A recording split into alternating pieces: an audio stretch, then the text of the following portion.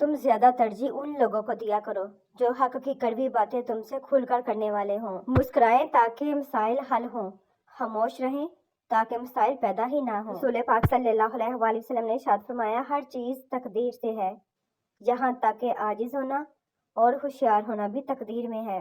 ایک دوسرے کی ہمت افزائی کرنا، ایک دوسرے کے نخرے اٹھانا، ایک دوسرے سے پیار کرنا میاں بیوی کا بنیادی حق ہے۔ حضرت عبداللہ بن عباس رضی اللہ تعالیٰ عنہ کہتے ہیں کہ نبی پاک صلی اللہ علیہ وآلہ وسلم نے فرمایا، تمہارے لیے یہی گناہ کافی ہے کہ تم ہمیشہ جگڑتے رہو۔ انسان تنہائی پسند تب ہونے لگتا ہے جب لوگوں کی حقیقتیں کھل کے سامنے آ جاتی ہیں۔ رسول پاک صلی اللہ علیہ وآلہ وسلم نے ارشاد فرمایا، ماں کی دعا اولاد کے حق میں بہت تیزی سے قبول ہوتی ہے۔ رسول پاک صلی اللہ علیہ وآلہ وسلم نے فرمایا، انسان کا ایمان جتنا زیادہ کامل ہوتا ہے اتنا ہی وہ اپنی بیوی سے زیادہ محبت کا اظہار کرتا ہے۔ نبی پاک صلی اللہ علیہ وآلہ وسلم نے بیوی کی کمزوریاں تلاش کرنے سے منع فرمایا ہے۔ ہر غلطی پر سوری کہہ دینا ٹھیک نہیں ہوتا، بعض اوقات اپنے آپ کو ٹھیک بھی کرنا پڑتا ہے۔ یاد رکھنا، تمہاری دعاؤں کی قبولیت، تمہارے روحانی سفر کی قبولیت سب درود شریف کے بغیر نامکمل، ناممکن ہے۔ صلی اللہ علیہ وآلہ وسلم۔ صبر کریں، اگر آزمانے والا اللہ ہے تو آزمائش سے نکالنے والا بھی تو ہمارا اللہ ہے۔ اپنی زندگی میں خود روشنیاں پیدا کرو، یقین جانا تمہارے اپنے علاوہ کوئی تمہارا وفادار نہیں ہے۔ لوگوں کے قصور معاف کر دیا کرو، یہاں ہر کوئی امتحان میں ہے اور امتحان میں غلطیاں ہوتی ہیں۔ اپنی ساری باتیں اپنے رب کے ساتھ کرو اور اپنے رب کی باتیں رب کی مخلوق کے ساتھ کرو۔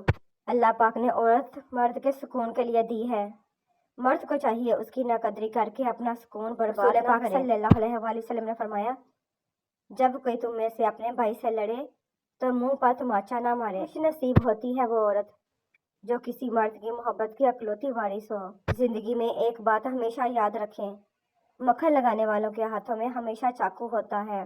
شریعت کا حکم ہے کہ بیوی کا اپنا کتنا بھی اثاثے ہوں مگر اس کے اخراجات شوہر ہی پورے کرے گا، اور شوہر ایسا کرتا ہے تو بیوی ہمیشہ فرمانبردار رہتی ہے، اور اگر ایسا نہیں کرتا تو بیوی بہت جلد شوہر سے بدگمان ہو جاتی ہے۔ رسول پاک صلی اللہ علیہ وآلہ وسلم نے ارشاد فرمایا، اللہ تعالیٰ کے لیے بعض لوگ ایسے ہیں جیسے کسی کے گھر کے خاص لوگ ہوتے ہیں۔ صحابہ رضی اللہ تعالیٰ عنہ نے عرض کیا، وہ کون لوگ ہیں؟ ارشاد فرمایا، قرآن شریف پڑھنے والے، کہ وہ اللہ والے اور اس کے خاص لوگ ہیں۔ شوہروں کی 10 خطرناک غلطیاں: بیوی کو نظر انداز کرنا، طلاق کی دھمکی دینا، دوسری شادی کی دھمکی دینا، بے عزت کرنا، وقت نہ دینا، بیوی کے لیے پابندی، اپنے لیے آزادی، ہر بات میں نکتہ چینی کی عادت، تیسرے بندے کی خاطر بیوی سے جھگڑا، بے جا الزام لگانا، بیوی کا قرب سے بے اعتنائی کرنا، اب کسی سے کوئی معاہدہ نہیں، سو جو جہاں بچھڑنا چاہے فی امان اللہ۔ درختوں پہ اوقات سے زیادہ پھل لگ جائے تو اس کی ڈالیاں ٹوٹنا شروع ہو جاتی ہیں۔ انسان کو اوقات سے زیادہ مل جائے تو وہ رشتوں کو توڑنا شروع کر دیتا ہے۔ انجام آہستہ آہستہ درخت اپنے پھل سے محروم ہو جاتے ہیں اور انسان اپنے رشتوں سے۔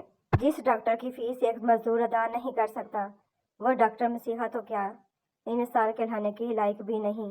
زندگی کی ٹھوکریں بڑی نرالی ہوتی ہیں، جب بھی لگتی ہیں یا کسی کی اصلیت دکھا جاتی ہیں یا کچھ نہ کچھ سکھا دیتی ہیں۔ ایسا کیوں؟ کسی کے لیے سب دروازے بند کر کے بھی ہم کھڑکیوں سے جھانکنا بند نہیں کرتے۔ 1 لاکھ کا بکرا لیا ہے، بہت ہی نخروں والا ہے، ہر روز کشمش و بادام دودھ میں بھگو کر کھلا رہا ہوں۔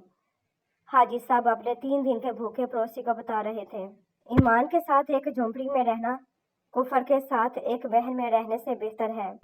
فرمان مصطفیٰ صلی اللہ علیہ وآلہ وسلم، جس شخص نے مجھے دیکھا اور مجھ پر ایمان لایا اس کو تو 1 بار مبارکباد، اور جس نے مجھے نہیں دیکھا اور مجھ پر ایمان لایا اس کو 7 بار مبارکباد۔ عربی کہاوت ہے کہ جہاں بھی جاؤ مہربان رہو، جو تم سے 1 بار ملے وہ 1000 بار تم سے ملنا چاہے۔ اپنی اولاد کے لیے سہولیات زندگی سے زیادہ تربیت کی فکر کریں۔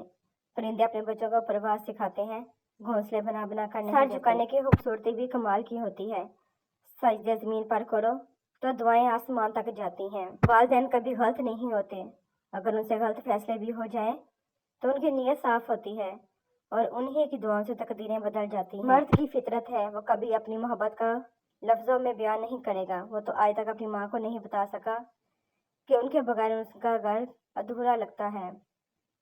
ہمیشہ محتاط رہیں اس کنگلے سے جس نے 2 پیسے جمع کر لیے اور اس جاہل سے جس نے 2 سطریں پڑھ لیں۔ مسلے پر سر رکھ کر رونا جس غریب نصیب سنورتے ہیں۔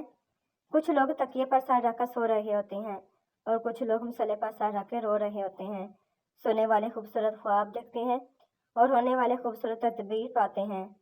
آقا مستقبل آپ کا منتظر ہے، ممکن ہو تو اسے رات کے پچھلے پہر میں پا لیجئے۔ غربت ہراس سے نہیں، انصاف سے ختم ہوتی ہے۔ جب مجھے پتا چلا کہ محل کے نرم بستر اور جھونپڑی کے ٹاٹ پر سونے والوں کے خواب ایک جیسے اور قبر بھی ایک جیسی ہوتی ہے تو مجھے اللہ پاک کے انصاف پر یقین آ گیا۔ سورہ واقعہ جو شخص اس کی تلاوت کرتا ہے، اللہ پاک کے فضل سے وہ غنی ہو جاتا ہے، کس کا محتاج نہیں رہتا اور رزق کی تنگی سے محفوظ رہتا ہے۔ رات کے ایک وقت اس کی تلاوت کرنے سے رزق میں برکت ہوتی ہے۔